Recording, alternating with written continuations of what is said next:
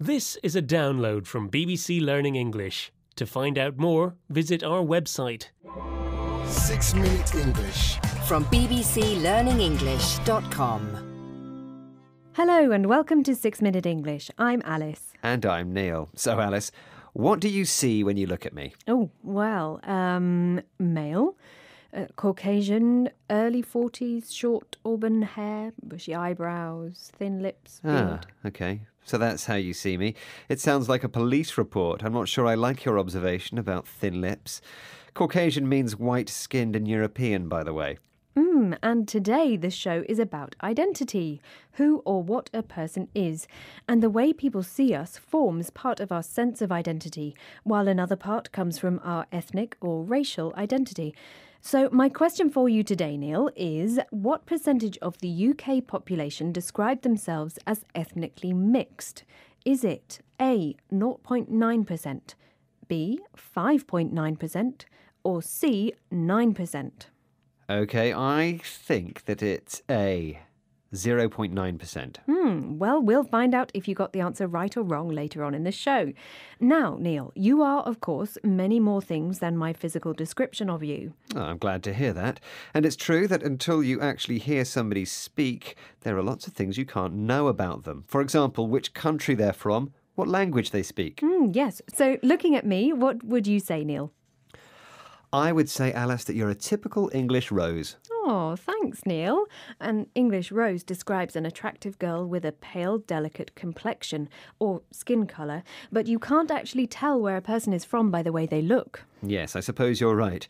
I have a friend who also looks very English like you, but she's a real ethnic mix. Her dad's German and her mum's Brazilian. Well, let's hear from New York City actress and playwright Sarah Jones talking about her complicated ethnicity. My family, on my dad's side, my grandparents are from the South. There's some Caribbean in there, Black Americans from the South and the Caribbean. And then on my mother's side, there are people from the Caribbean, from Ireland, but Irish American, German American. People would ask me if I was adopted when they saw my mother's white skin. She's actually mixed, but she's white from a distance, and I'm black from a distance. Sarah Jones there. Well, Sarah has family from all over the world. I suppose the United States and New York City especially is a real melting pot. That's right. And melting pot describes a society made from people of different countries who live together and create a new shared culture. And people think Sarah is adopted or raised by parents who aren't biologically hers because she looks so different to her mum. But I expect Sarah sees herself as American. New York is where she was born and raised. That's right, but her grandparents weren't. Do you think you change when you go and live in another country with people different to you? Yes, I do. My neighbours are Turkish, but they've lived in England for 45 years, so they've integrated into our culture. They enjoy English things like our TV soap operas, cooking turkey at Christmas and drinking tea with milk. And to integrate means to join a group of people and often involves changing your habits and customs. Yes, OK. So, Neil, to what extent does the way other people see us actually change us? Let's listen to Julian Baggini, a writer and philosopher here in the UK, and find out what he thinks. It seems very evident that our sense of self isn't something that comes entirely from within. And of course we're affected by the way other people see us, and that's one of the most formative things in creating our sense of identity. I mean, I think it's kind of a two-way process that's ongoing. Our sense of who we are is always a response in part to how other people see us.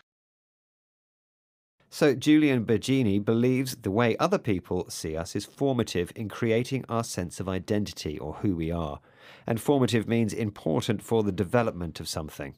So if enough people see you as an English rose, you might start to see yourself as an English rose, even if you aren't ethnically English.